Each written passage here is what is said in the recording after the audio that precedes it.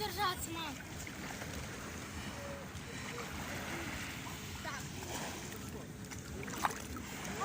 Я уже выше колена в воде. Вода все равно прозрачная, дно видно камушки.